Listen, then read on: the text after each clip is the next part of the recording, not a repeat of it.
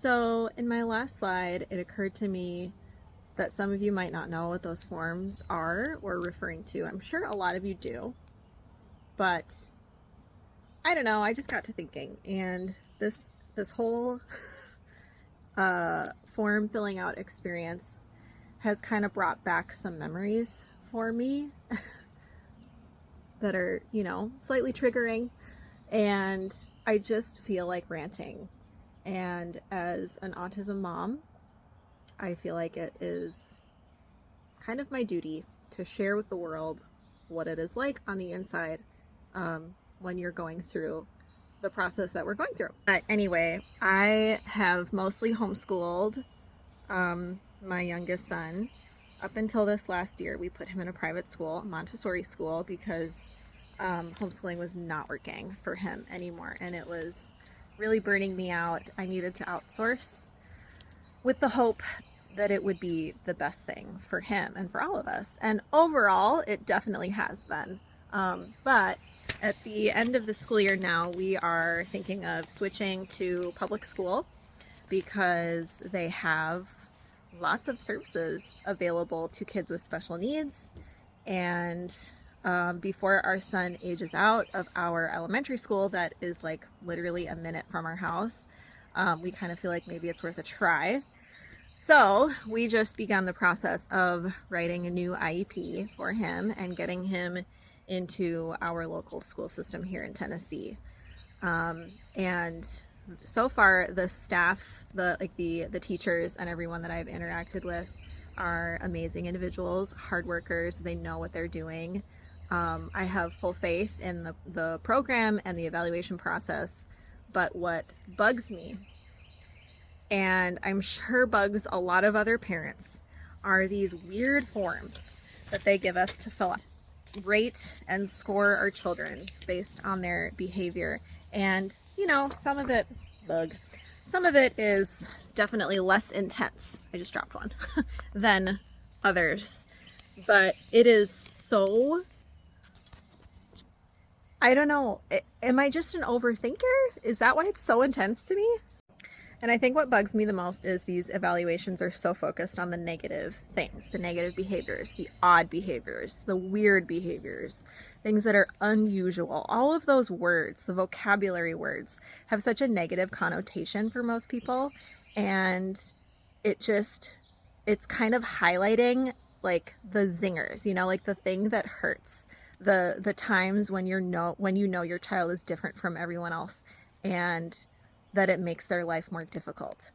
And it's just such a weighty thing to like be constantly consuming your mind with, to think and to have to rate and to really like think, how should I rate my child on this? This is going to affect his IEP.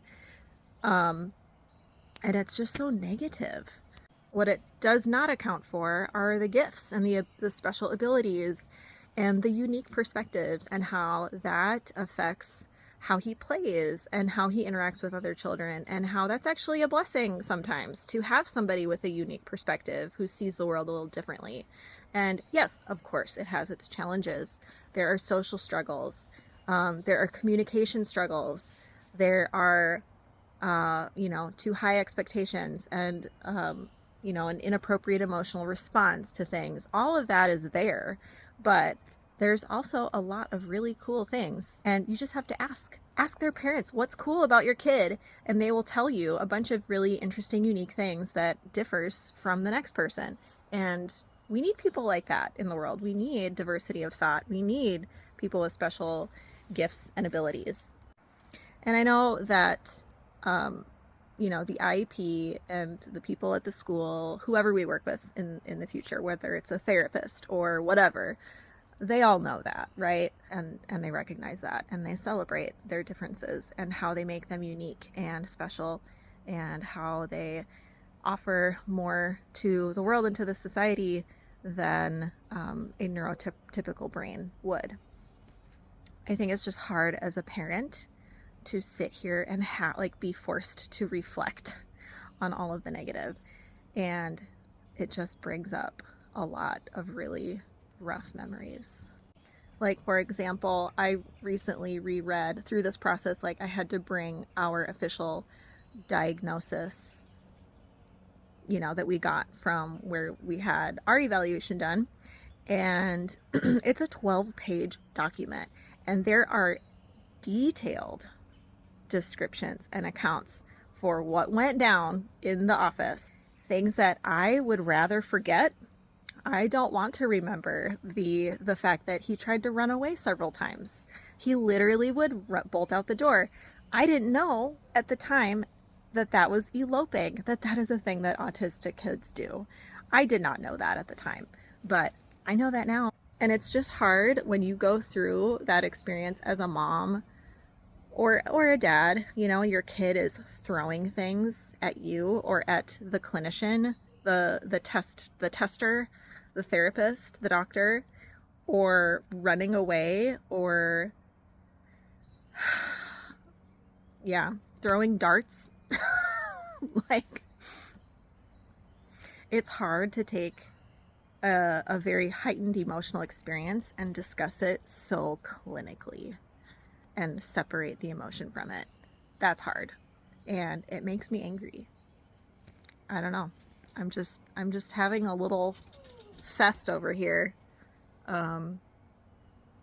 Just recounting all of those weird experiences. Some places, maybe it's not that intense. Like, it was a 3-day long thing. We were there every day for 3 days in a row, for several hours.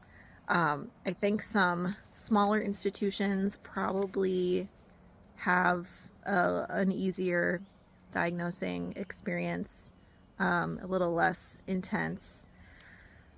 But needless to say, what we went through was also very thorough. And so we knew without a shadow of a doubt that this is what the answer was. Let me read an example question let me read a couple. Okay, this one is relatively short. So the category is visual response. This item covers use of vision in 3 areas: visual fascinations, the ease with which the person can shift visual attention, and the degree to which the person's eye contact is integrated with actions and communication. The options are to rate with a 1, 2, 3, or 4, and you can also do a 1.5 or a 2.5 or a 3.5. Number 1. Age appropriate visual response. Visual behavior is normal and appropriate for his or her age. Eye contact is good and integrated with verbal and nonverbal communication skills.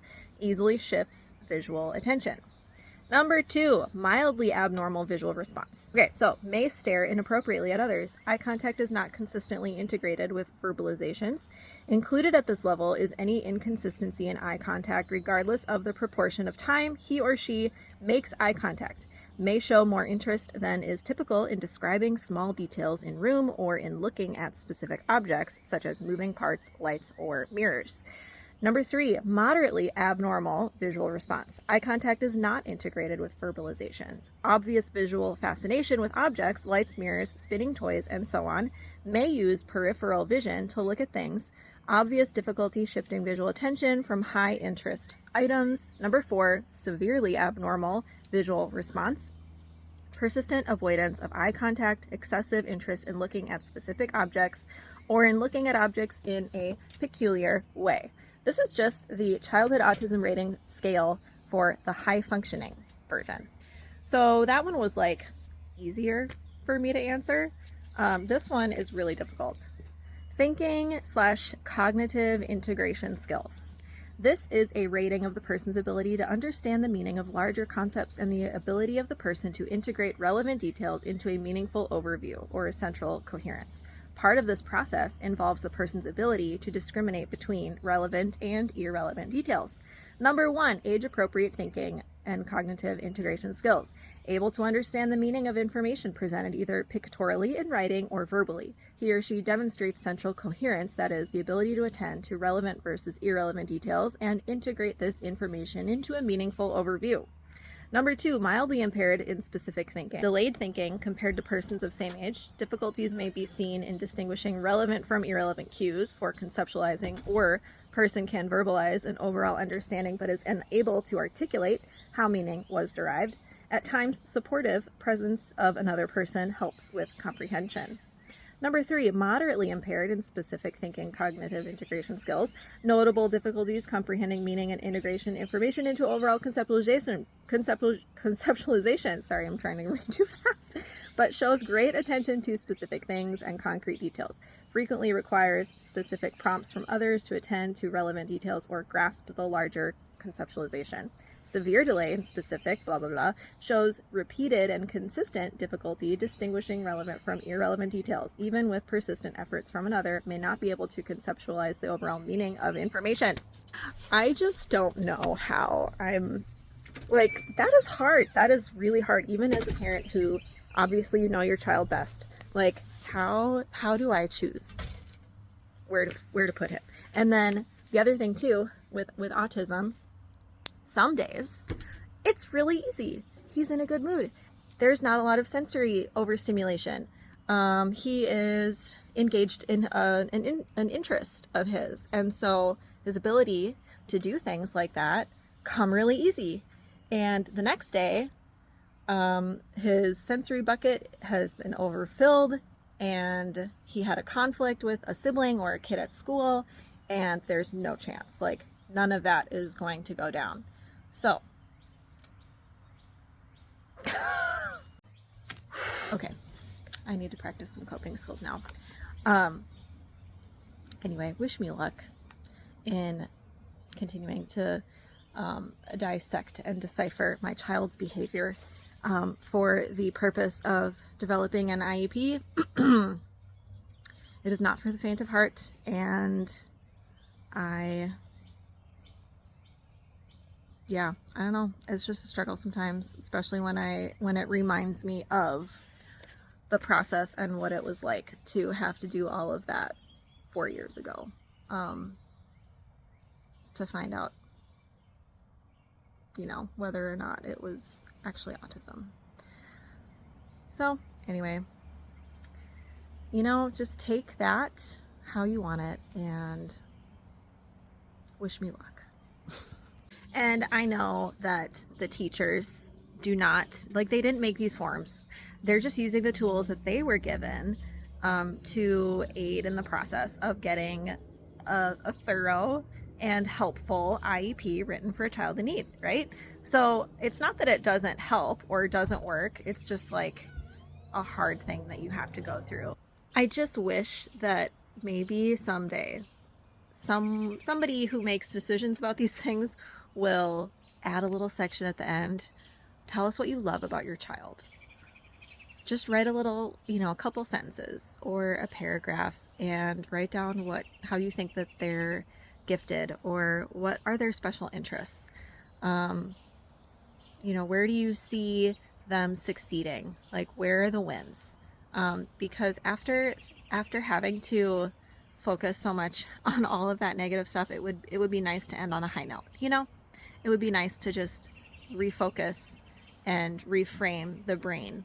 And I am going to do that on my own for myself. But I just wish that, there was another more encouraging way to fill out these papers.